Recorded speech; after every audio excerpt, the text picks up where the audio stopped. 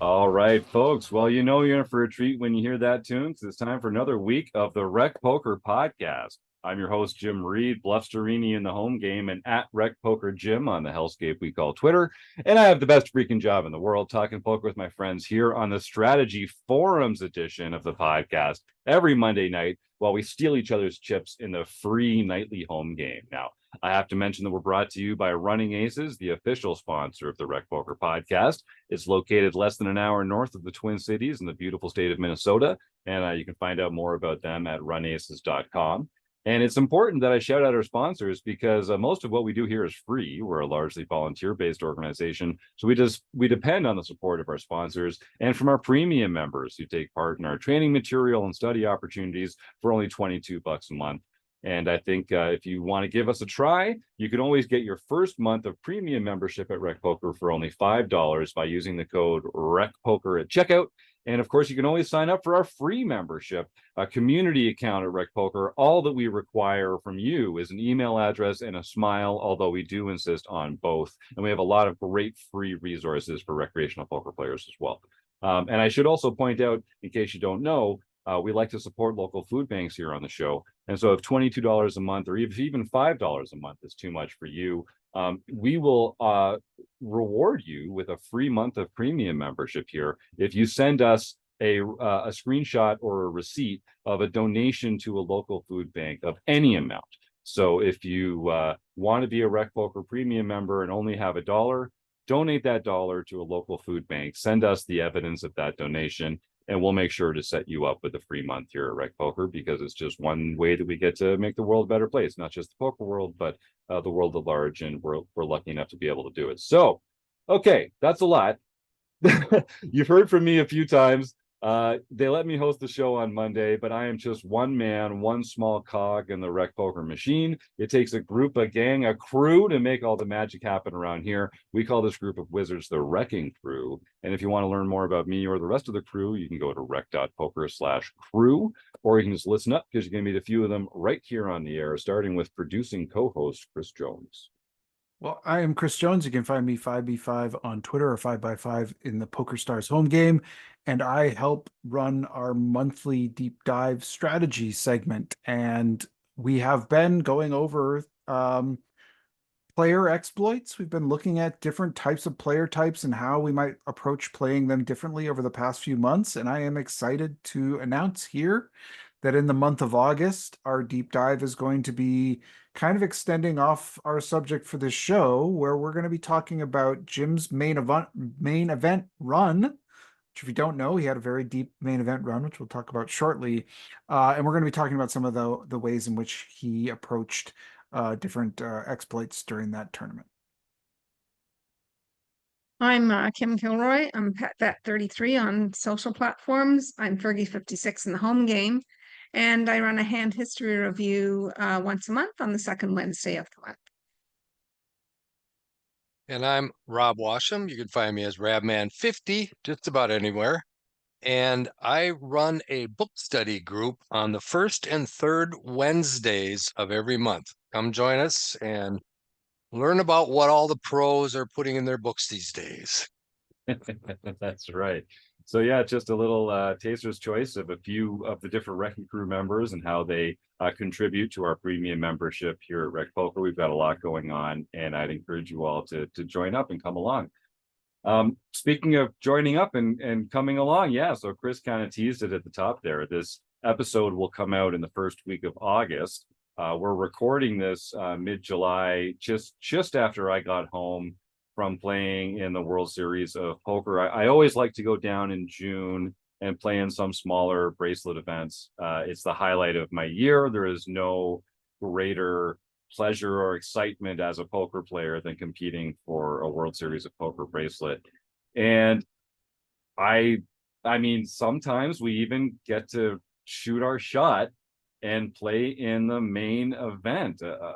One of the most prestigious poker tournaments in the world. It costs $10,000 to enter. It's got 2-hour levels, the luxury of which can hardly be expressed. And it's kind of like the World Series of poker. It's the Super Bowl of poker. A lot of mythical stature is assigned to this main event of the World Series of Poker. And it's part of that's because so many recreational players get to satellite into it or get sent by home game clubs or that sort of thing. And so it's a very exciting field to play in. It's playing at stakes that some of us will never play in again.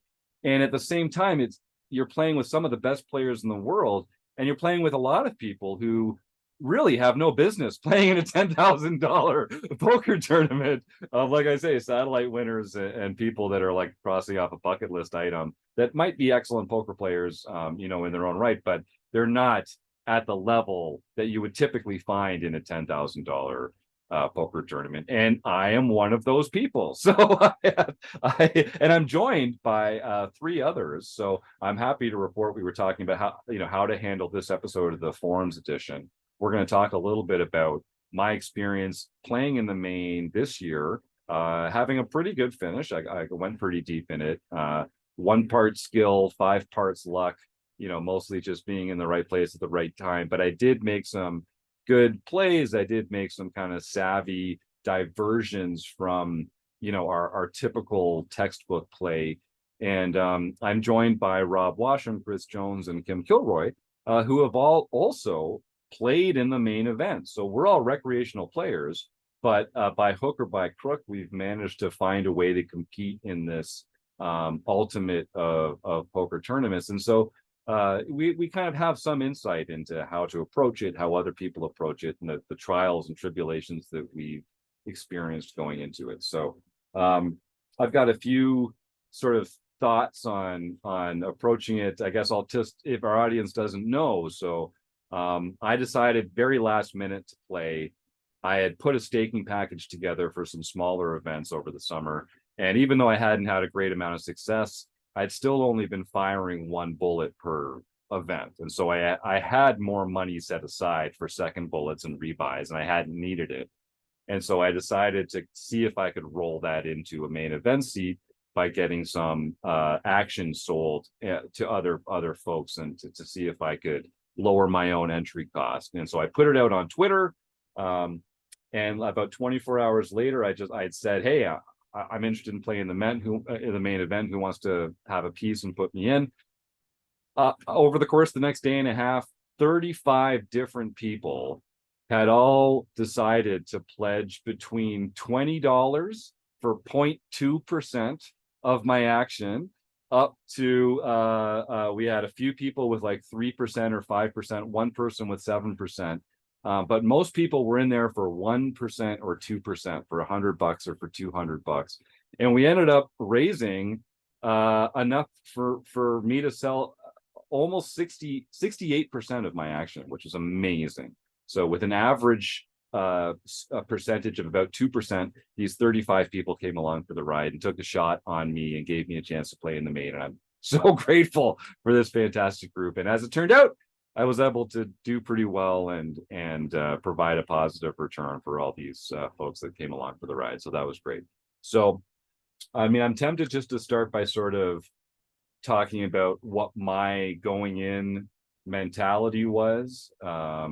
And then maybe we can sort of talk about your own experiences in the main and kind of how we handled certain aspects of it. So I'd played once before, and I busted in the last hour of day 2.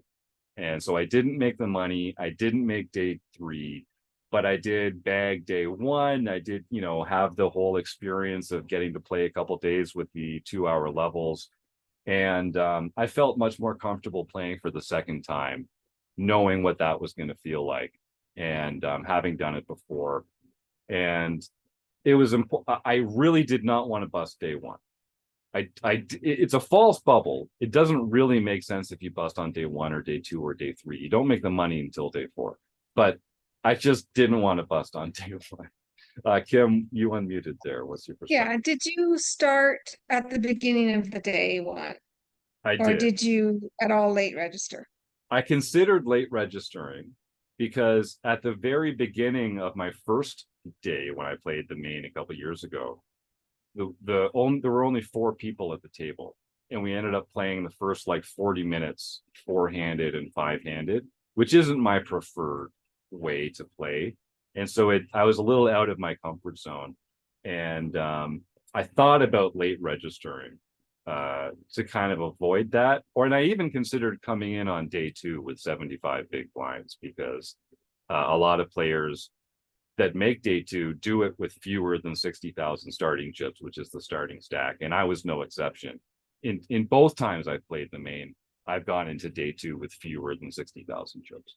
And which day 1 did you choose to play? This year I played 1D.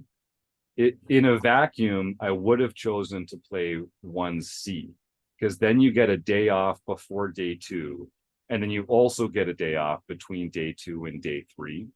And those matter when it comes to rest and reserves and focus and that kind of thing. But honestly, I decided to do it so late that I ran out of time, and like I couldn't register until day 1D because it took me that long to like get my stuff together.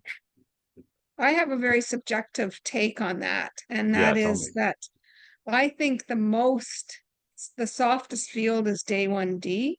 Yeah. I think that has the most last minute satellite players in, the most last minute getting my 10K together people in. Yeah. And just watching all of the day 1's coverage, I feel it was the softest with the least sort of pros at every table kind of feeling out there. I've heard that. Another aspect of that is some people have to take off work to do this, right? Right. So by coming in day 1A means you have to take off like 4 or 5 extra days. So if there's, if you're a working guy and whatnot, you can't necessarily afford to take those. So 1D is a good spot to, register at the main event, because you're not wasting any days in between. Yeah. And it tends to be the largest field. There's always more people in, like our day 1D had, I think, over 5,000 entrants, which is over half the total entrants for the tournament. So days 1, 2, and 3 also added up cumulatively. Days A1, A, B, and C to the other 5,000. But it was, and so there's always some risk that you're going to run 10-handed as well on 1D if they don't have enough dealers or enough tables set up or that sort of thing, and they have to fit those extra people in. We played 9-handed and it wasn't a problem at all.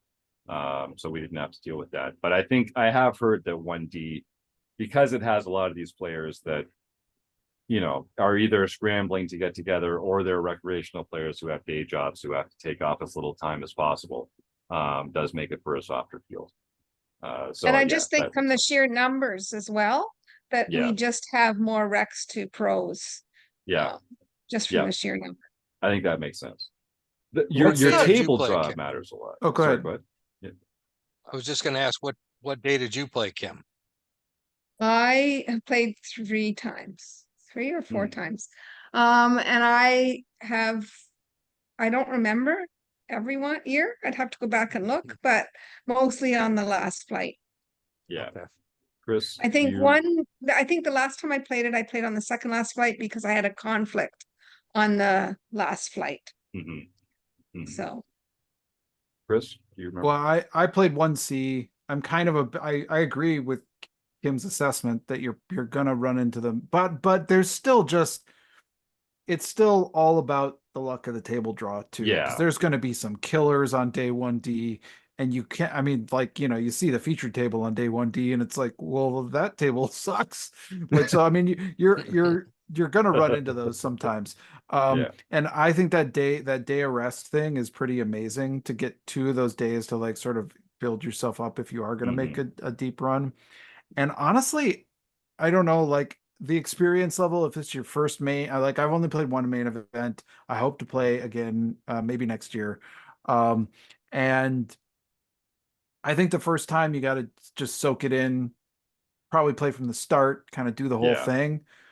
But I'm thinking I might be one of the day 2 people. If I play it again, like that just feels really, really appealing to me.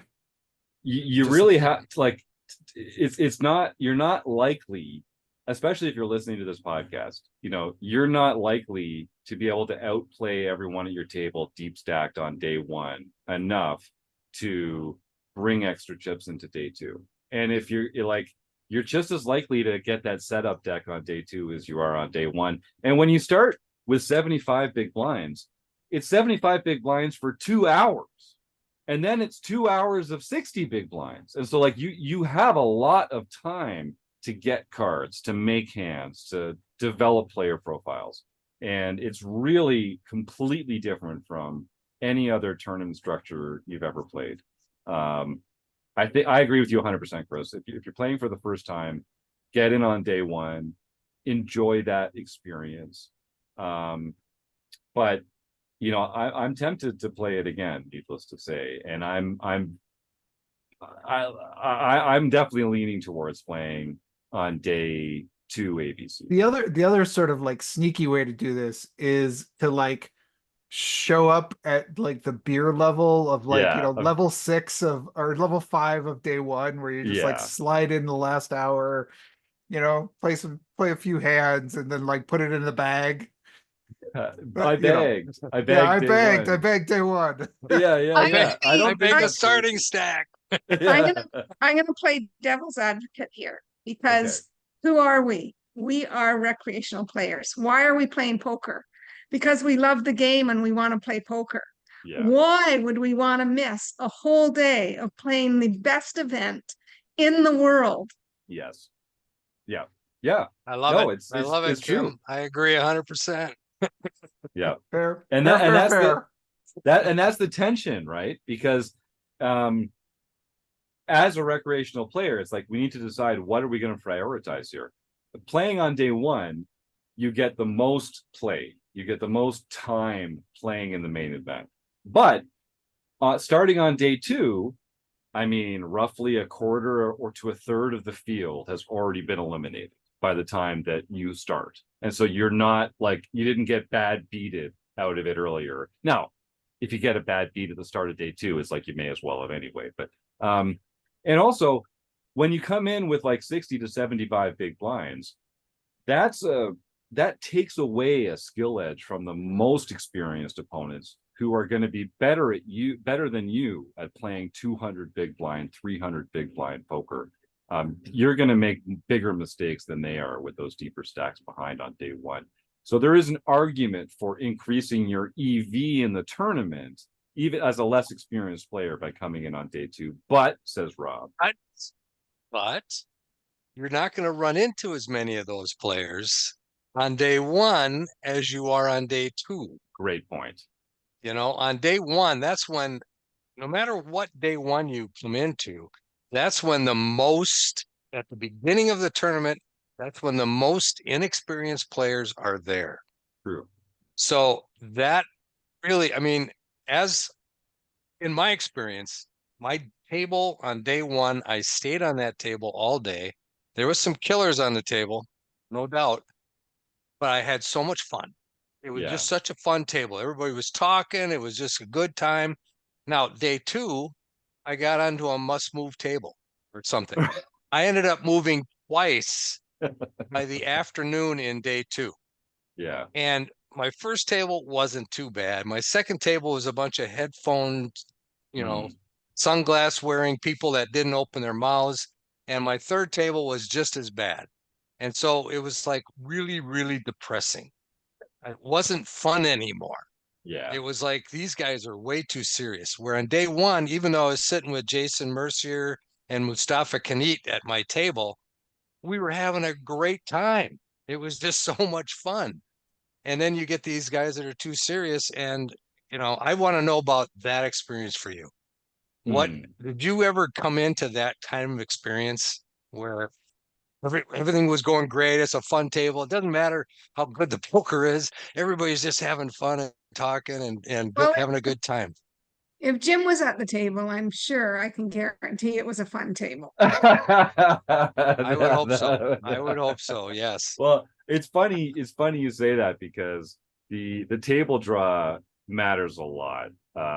And you can, you know, whatever size field you're in, you're only playing against those other 8 players at the table. So my day one table that I was at for almost the entirety of day one was no one famous, but just a bunch of obviously professional tournament players, people that were like down betting all the time post flop and like knew exactly the right size to bet on every different board texture, and like knew when to raise high frequency c bet spots, and like their sizing was perfect, and they never made one little spew. It was really annoying, guys.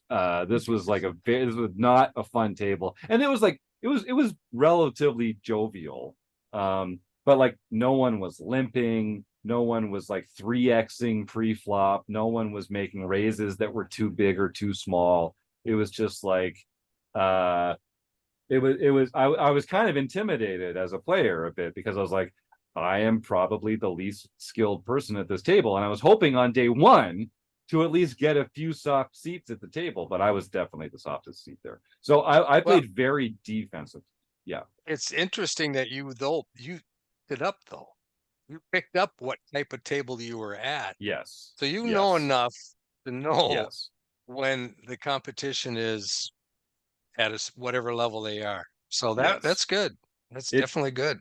It helped. It helped minimize the losses a little, because I was definitely playing defensively. I was playing tight pre-flop ranges.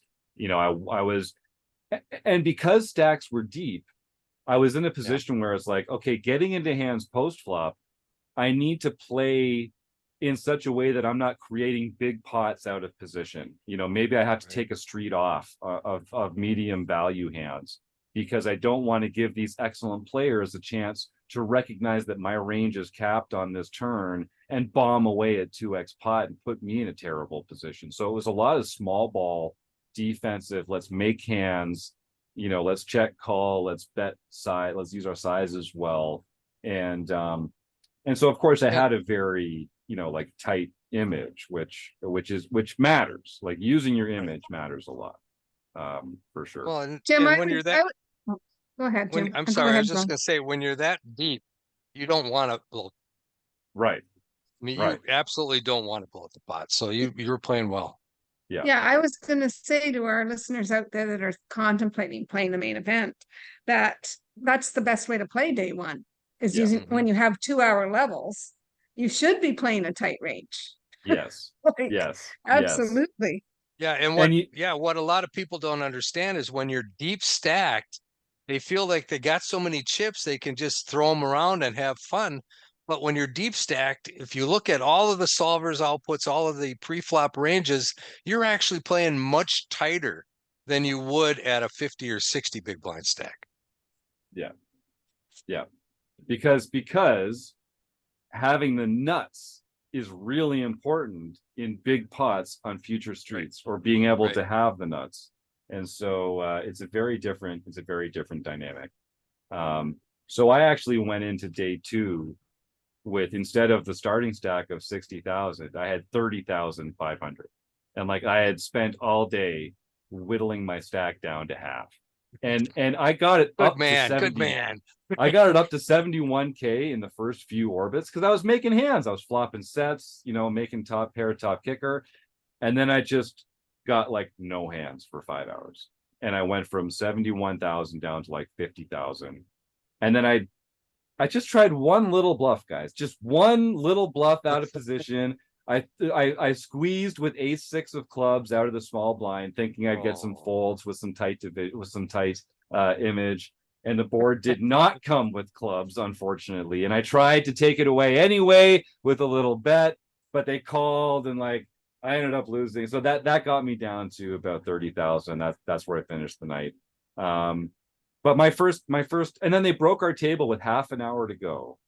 And I moved over to this other table, and I had like my shot glass in one hand with my chips and a beer cup in the other.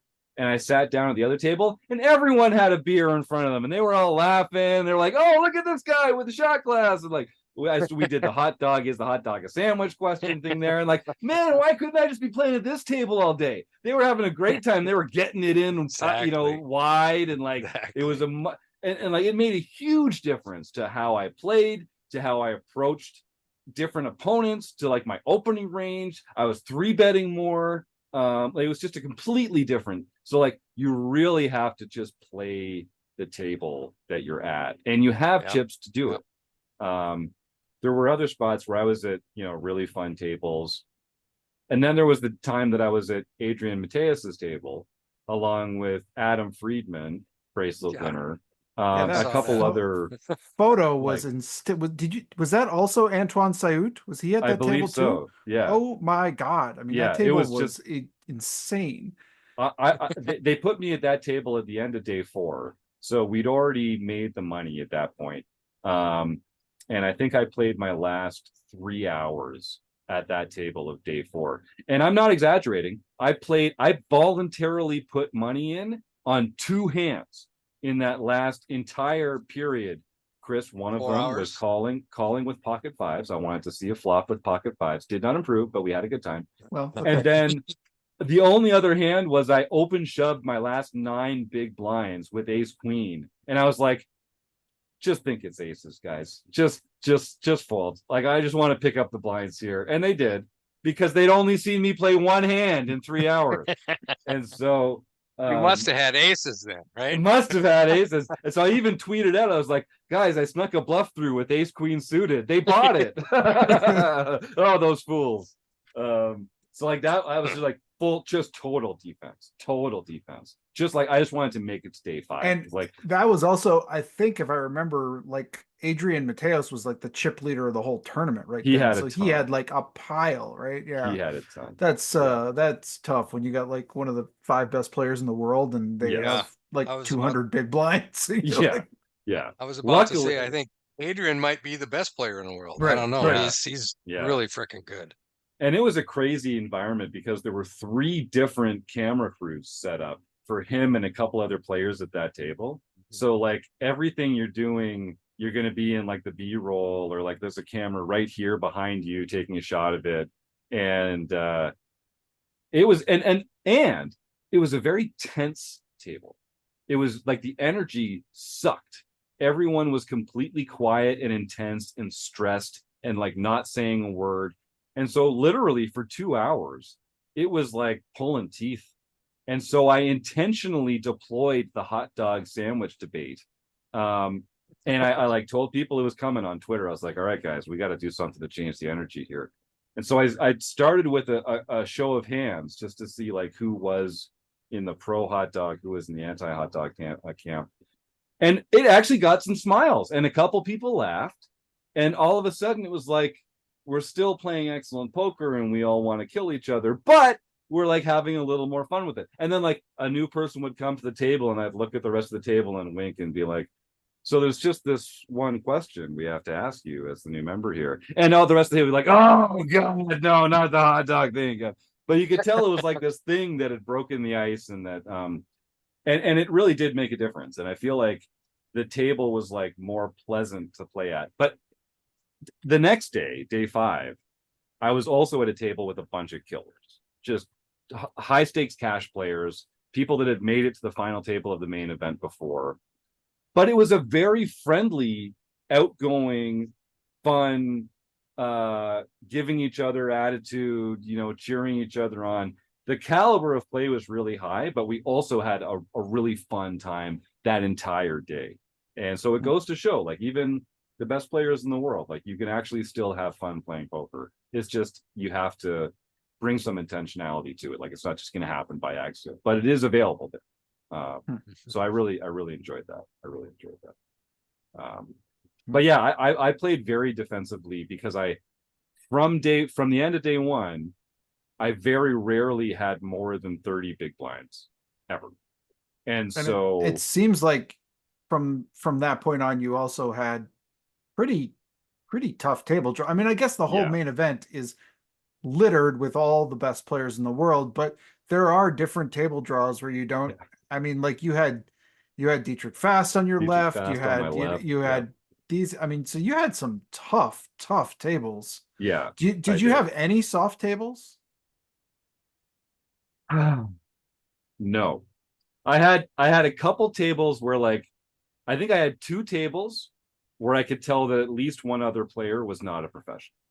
I had one table where there was one player who had a limping range and a 3.5x opening range. And I was like, oh, let me get in some pots with you, sir. And then there was one other table with someone who had talked about coming in as a satellite, and you know, they were a little clumsy with their chips, and they weren't an experienced player. But other than that, like, there were no soft seats. And it was, yeah, it felt like a lot of, honestly, guys, I only advanced as far as I did. Like, I played a few hands well here and there, but mostly I just made hands when I needed to make hands, and I got paid. And I chose good spots to shove and get called, and I chose good spots to shove and not get called. And like, well, I mean, the other thing that I think you did, because I, you know, and just observer on Twitter, and maybe we could talk about this hand a little, because, you know, it was a big deal. I think this is in day 5, the ace jack hand that I'm thinking Yeah. of. yeah, Our good friend and podcast guest Matt Matros said, "Wow, I don't know that I could have made that fold," which you did and survived. So let's set the stage. And what can you talk about that hand a little? so day 5 opened. We'd all kind of moved to the smaller horseshoe room with all the big stages, and like, it's the serious room. And you know, we'd all locked up something like $20,000 already at that point, or $25,000 or something like that. But the pay jumps are still coming pretty quickly.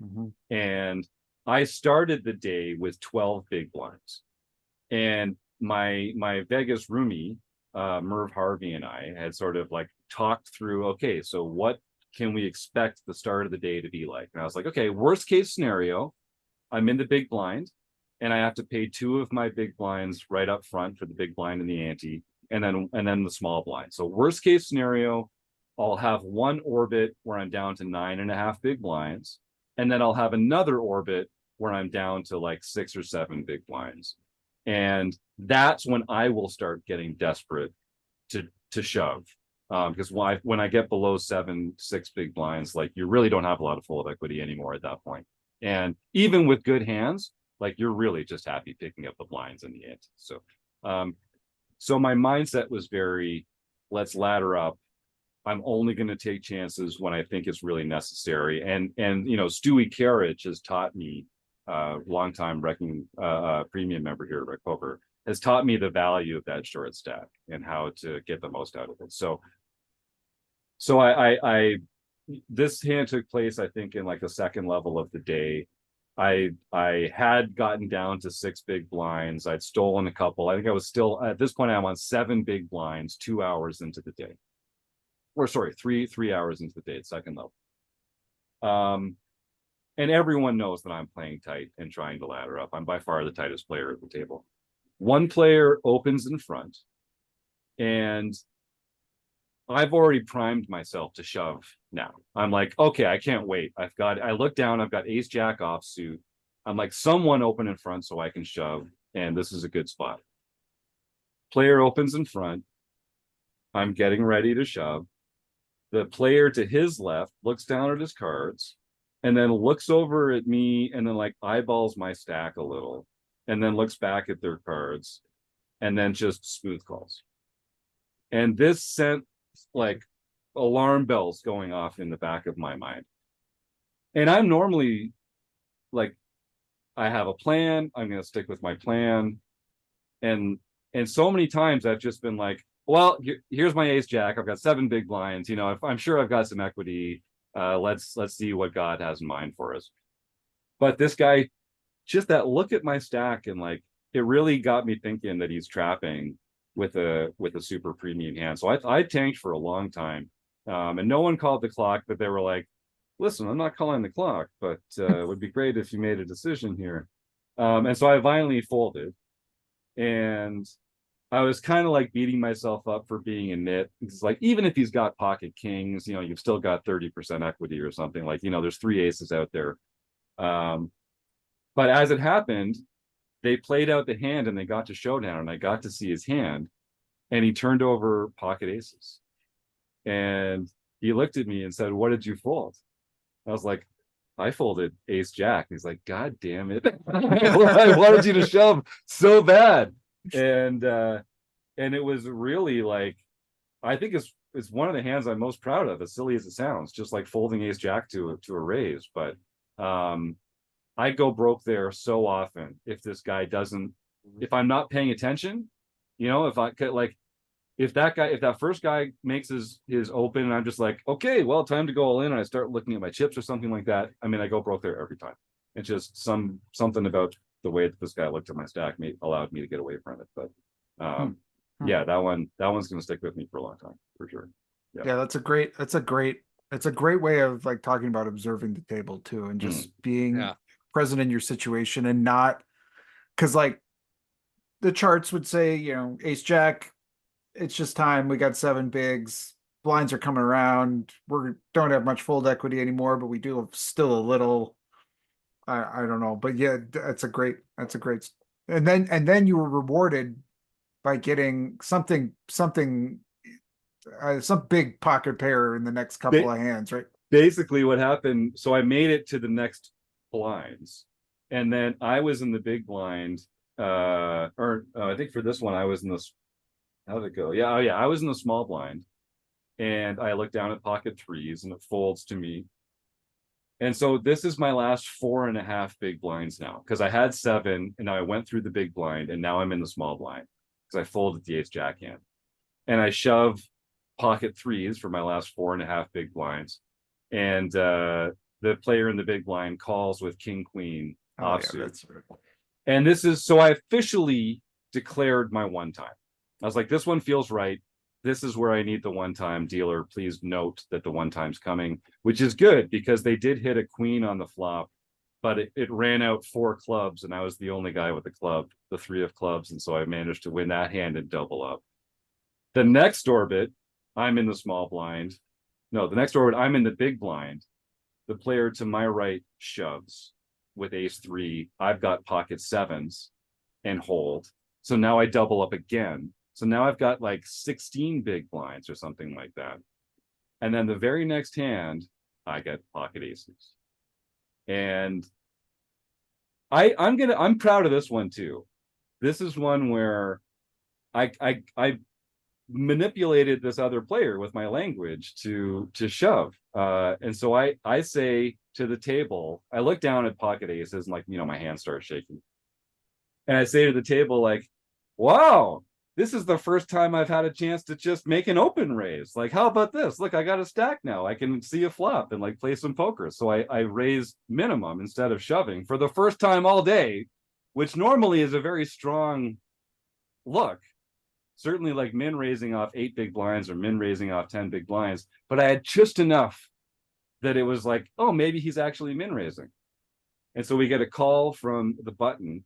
And then the big blind, who's a very accomplished player, shoves with pocket 5s because they know A, how strong a hand that is, and and B, not that strong a player, I guess. No. and you could tell that their thought was, this guy wants to see a flop. He has the kind of hand that wants to see a flop. He's open raising, so I'm going to deny him that ability. So he shoves all in, and I have to hum and haw a little because I really want the other guy to call. Right. But I do call, and the other guy folds. And it turns out, so he rolls over pocket 5s, and I turn over aces. And then we realize that I actually have him covered by like 15,000, like very, very little. And that he's actually put his tournament life at risk here.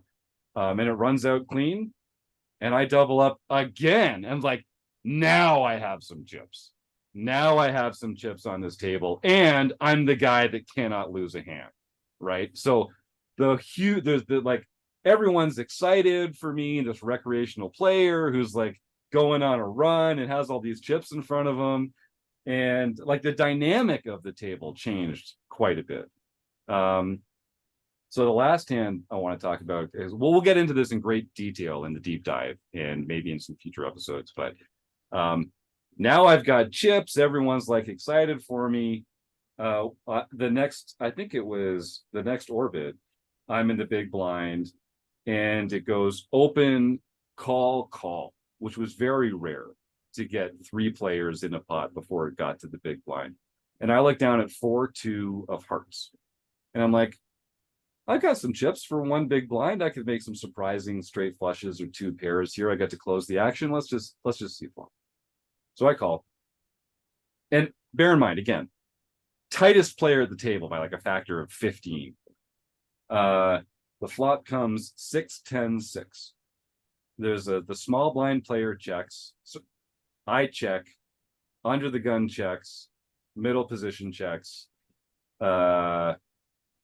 Maybe that was 4 or 5 players. I don't remember how it went. Nobody bets. We go to the turn. It's a 10. So 2 6s and 2 10s on the board. And I can just, it feels like very likely that if the small blind checks here, no one else has a 6. And if someone had a 10, I think they would have just put a little bet out on a previous street because they don't want to see any overcards. So I think this is a good spot. And I had preserved the ability to do this by on the previous street when the 6-10-6 came out. I really was like, like I've got some 6s. I'm in the big blind. Like maybe I have a 6 here, and checked. So when the 10 comes out, small blind checks, and I really just like think about it. Like I'm trying to choose the perfect amount. Like if I had a 6, like what would I use for value? And so I lead for about 70% pot, as if I like really don't want to miss this chance. Anyway, blah, blah, blah. First person tanks forever, folds, fold. They all fold. And they're like, oh, well, this guy, he's got an overpair or he's got a 10 or like, I'd only ever had hands at that point. And they're all joking about this, like, tight knit recreational player who's like, I guess he's got it. And so I roll over the 4-2 and like, the whole table just gets quiet. The whole table is just like doesn't have a word to say at that point. And like for the next 2 hands, you could just tell people were like, okay, like what is this guy doing? I thought I had him all figured out. Now he's got all these chips, and it really, like I say, it really did kind of change the dynamic at the table. And then I won like 3 out of the next 5 hands, bluffing well, value betting well, taking check call lines with value hands when it suited my opponent's range, and just like getting paid and letting them do the betting and stuff like that. It was just that chapter was phenomenal. And it was all because of this kind of like meta game. Yeah. Yeah, it's funny how people at the table, their first impression of you is the impression that they continue to have, even though circumstances can change. You were extraordinarily tight, but you had so few chips. Right. You were forced to be extraordinarily tight, but in their minds, you're just this really tight recreational player. Yes. So now you have chips, you're opening up your range, but it's really hard for them to catch up to that fact that you're not that extraordinarily nitty recreational player that they had you pegged as from the beginning. And I have to give a shout out to RecPoker Crew member and pro player Mark Zhang.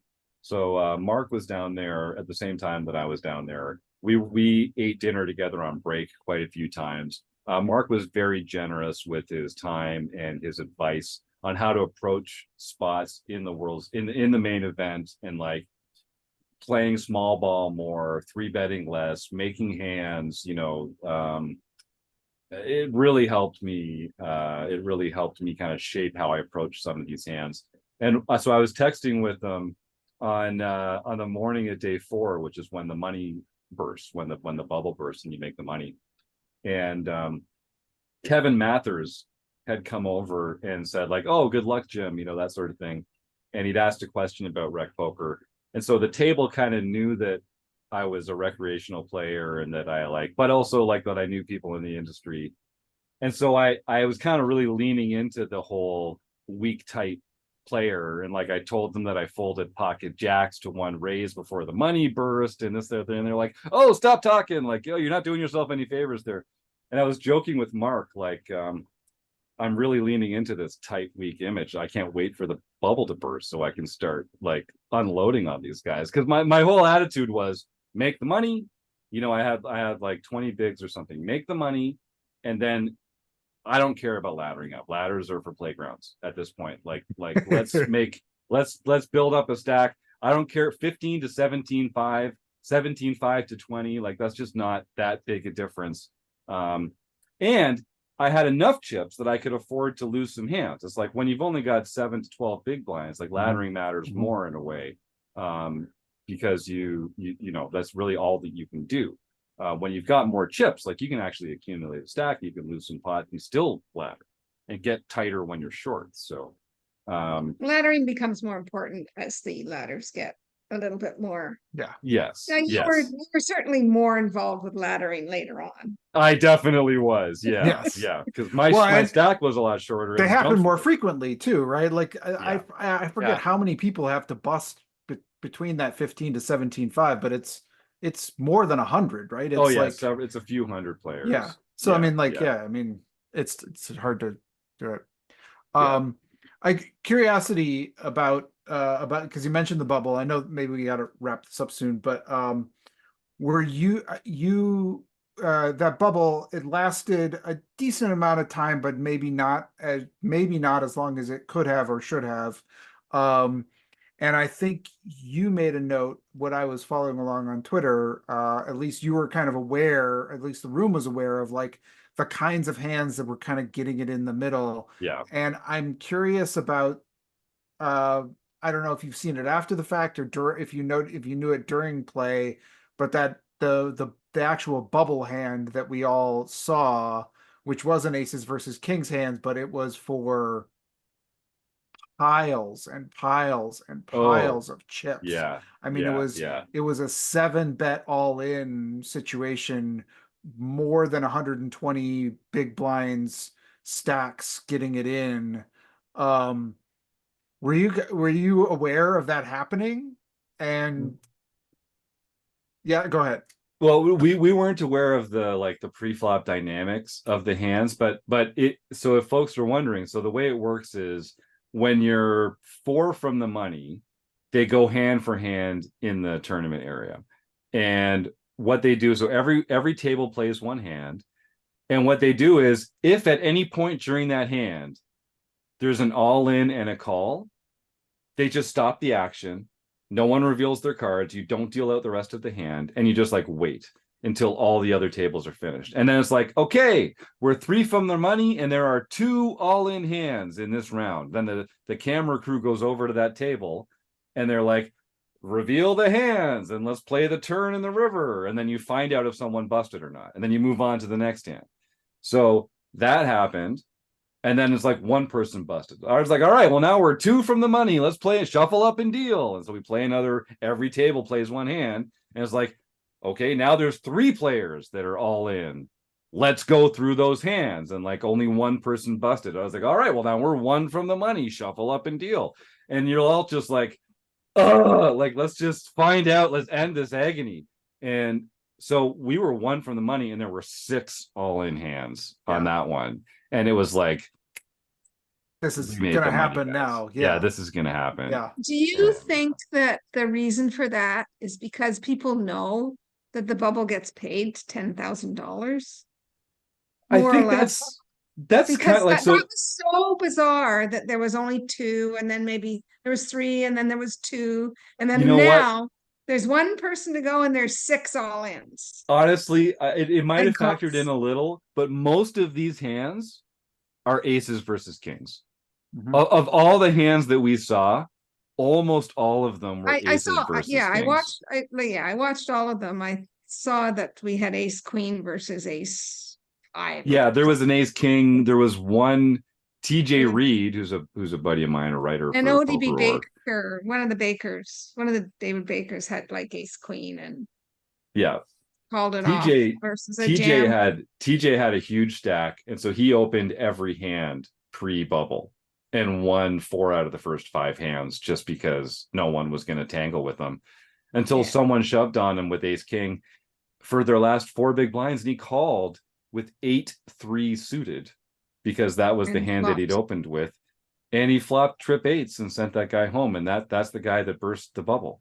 So he won I think a free seat next year. It was that those were the that was the one bubble one, and then the aces versus kings, that was the 7-bet all-in one. There were 2 so that the one guy only got $7,500 Right. which is like, and the other guy got 12, the equivalent of 12-5 Yeah. or Yeah. whatever it was. Yeah, it was a something weird like that, dynamic right? where you're Or 17-5, splitting. I don't know, 17-5, Yeah. I guess he got 17-5. Yeah, 17-5, which is like more than the more than min. min cash. If that was me, I would have quickly said to the guy, we're chopping this no matter what happens. We're not taking losing $5,000 on a high card. Like, let's just chop this. Yeah. So that was crazy. And so that dynamic is completely unique. But I would have folded kings. Yeah. I would have folded kings Well, three hands in a row. Here's my question. Since this is a forums, we talk strategy. I'm curious about this because I've been asking a lot of people. Okay, you've got one person at your table. It's the stone bubble of the main event. You have one person at your table who has like a 200 big blind stack, and they are opening every hand, and they are putting the screws to anyone who messes with them. And you're in the big blind. You have the second biggest stack at the table, 120 big blinds, and you get pocket kings. And this player has opened from the hijack. Yeah. Okay, tell me what your stone bubble of the main event folds to you, or no, it's been open from the hijack with this 200 big blind player. Now it comes to you in the big blind. Are you flatting? Call. You're flatting. Yeah. Kim, you're flatting? Yeah. Jim, you're flatting? I'm flatting, and if I don't see a king and not an ace, then I'm not proceeding very far in the hand either. So okay, you flat. I mean, let's go this because the actual flop was because this didn't matter because they had got it all in at this point. Yeah. But the actual flop was 9-4 deuce rainbow. Check. Check call. Honestly, it's only check call dependent on the size. It's a check fold. Yeah, I mean, sometimes.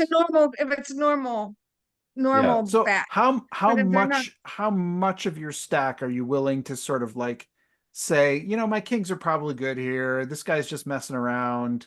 No, the player, very little, and here's why. Because that player is gonna bomb turns and rivers, and you're gonna lose a lot more of your stack. Or you're gonna have to fold later anyway, and you're drawing to a king. And there's you're not gonna have to fold unless they overbet all in. If they're going to overbet all in, then maybe you have to fold. You don't know that he has aces. I don't care. All you did was call. I don't care if he doesn't have aces. You think he can't have a set of fours there or a set of nines? Oh, sure. Or ace queen and an ace comes on the river after you've gotten it all in good. But to Kim's point is you don't know at that time.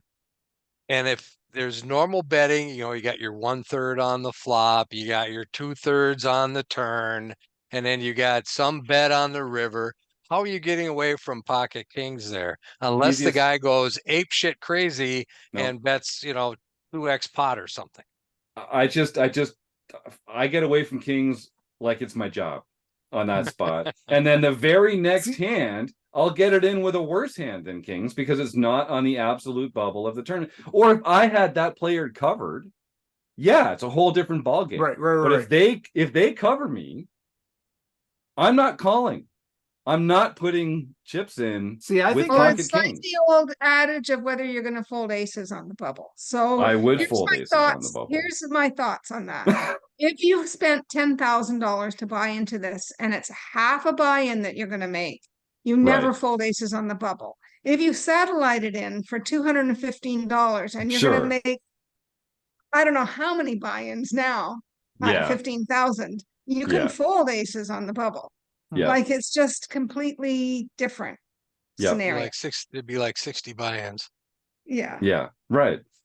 No, listen, if someone I folded jacks to a single raise in the hand for hand period. Someone opened in front of me. I was in the small blind and I could have just called and seen a flop and but you didn't hit a set of jacks. You didn't have 120 big blinds, right? No. See, I think I am in the call down mode, but I'm going to be willing to put if there's no ace on this flop, I'm going to be willing to put at least half my stack with my kings. Yeah. And make them put me all in. But if they do, then I'm probably folding. Right, But right, I right. I can go down to like 20 to 30 big blinds. That's And as that would much as make that would stack make I'm total willing to sense. use. right. If you told me this player is not going to shove later in this hand, then I would happily try Because- and, Yeah. I win mean, by maybe they calling. are, but are they really? Are they really? Because how do they know I don't have pocket nines? They don't right? care. Like, Right. They don't care. Like they Well, don't care. they Why should wouldn't care they? because I mean, to go from Oh, Because and never in your check that. dynamic, you have a huge stack as Yeah, well. Okay, right. okay, so that does change things. That does Yeah, change things. right. That does change things. Yes, I was thinking about in my specific spot. In my specific spot, I didn't have enough chips for them to care. Right. Yeah. So No, they and would then I just am blow me folding off jacks. it. I am folding Yeah, jacks. I'm yeah. probably folding Yeah. kings. If I Yeah. don't have enough chips for anyone to care, then I better just get out of the way. But yeah, you're right. If you're second stack and you're up against big stack who's been very aggressive, then yes, I think that you can give yourself a couple streets and see if right. they don't pull the trigger. Yeah, and I think Yep. I think if you choose to 3-bet there with kings, then you have to be like, which is also I think that's legitimate. You're doing it Yep. against a player who's opening every time, and you're like, I actually have a hand this time. Yep. But you're gonna have to really think about what you're doing if you get 4-bet. At the end of day 3, I had just been moved to a new table. I had no reads on this table at all. And there is an hour to go before day 4. And I have enough chips now that I can fold to the money. I know the money's going to come tomorrow morning, and I have like 30 big blinds, and I can just fold to the money. But I get dealt pocket kings in the small blind. Open in front, call on the button. I'm going to be out of position post flop. I'm not going to make the nuts unless there's a king on the board. But I 3-bet because it's very strong. This is like the prototypical 3-betting for value hand because you also benefit from protection. And while both players were, you guys will make fun of me for this for the rest of my life, and you should. While both players were considering whether they were going to call it or not, I was like, I ordered a beer. I said to myself, like, if they call, I kind of hope there's an ace on the flop so I can just get away from this hand out of position. So they both folded and I picked up a decent little pot, but like it was going to be hard for me to win that hand out of position, even against a calling range. Because like, is the board 9-4-2? Like, do they have 9s or 4s? Is the board 8-7-5? Do they have 8-7? Like, how close were you to the bubble? At that point, we were like 35 more people to go. And I just Which is was pretty not close. It's pretty close in that big yeah, event. because you've got like a lot of tables. You going, could, so. one thing you could do there is just shove. If you're Yeah. that I think is the, if you want to lower your variance, that's the because you're only getting called by exactly aces. and maybe ace king, but that's great. But I'll be honest with Right. you guys, like my mentality was not to maximize my EV. Hardly at any point in this tournament was I really trying Yeah, to win but the I tournament. think that actually it's not even about EV in that moment. That's one of those like ICM Darrow Kearney things where you Yeah. actually take the shoving line to lower your variance. Lower variance. Yeah. So Yeah. We Yeah, should you're gonna get probably called wrap by this up. Yeah, we are. Yeah, We're getting into some. now we're getting down the rabbit hole. But- So Yeah. Because and we've got the deep dive to do at some point. Yeah, that's right. So we will dig into more of this. But yeah, before we go, and I know this is going to come out after the main event has played out, but we're recording this when we've just reached 9. Who do you guys like? I will go first. I like Lena 900. I think his presence at the table is amazing. I really like the way he plays. He seems so in the moment all the time. you can ask He's my horse. Yeah, same. You can ask a couple of my friends. I saw his name pop up in like the top 20 list on day 6, and I said he's gonna win. He's gonna win. Because he's that good. Yeah. Yeah. He's Rob, very do you good. have a horse in this I race? don't even know. I don't even know who's playing. As soon as you got busted out, I lost all interest. Yeah, I must admit it's the same for me. I I'm busted just on watching Thursday. it. I Oh, busted Thursday night. Friday night, I took the red eye home. I got home Saturday afternoon. Sunday, I was at a wedding for a friend out of town, so I stayed at their place on Sunday night. It's now Monday. I've been home for like 3 days. I've only slept in my own bed once. I have not opened Twitter or seen a moment of poker, like well, it basically starts since then. tomorrow at 6 Yeah. p.m. Well, I know on where I'll Poker Go. be. You can I watch can't it. wait to check it out. But it was a dream come true. It was a phenomenal experience. So if I guess we should spoil the ending. So I ended up taking I busted in 210th place. Out Which of Amazing. was 10,000, at That's 200 or something. 10,012 That's players. fantastic. It was a That is great absolutely run. fantastic. Yeah. And I had a target in mind, the $60,000. So I made $60,000, most of which I'm going to share with the 35 folks that each took 1 to 2% of me. But I get to keep a little over 30% of that myself. I'm buying a car with it. My car broke down before I left for Vegas, and I already had this kind of circles. Like if I do pretty well down here, I know exactly what I'm going to spend this money on. And I got it in with pocket queens against ace 10, like a dream spot with my last 16 big blinds. And I was not close to a ladder. We had just hit the 60K at 224. And it wasn't 70K until like 156 or something like that. It was like a quarter of the field still had to bust before we got to the next ladder. And so it was as close to painless, honestly, as it could be. I'd hit my threshold. I'd gotten the Jeff Platt interview. I made day 5 dinner break, and I busted like far from the pay jump, getting it in good. You just don't get to draw it up any better than And that. what did Norm call you? A sandwich eating Hoser. sandwich No, eating hoser? that was Barry.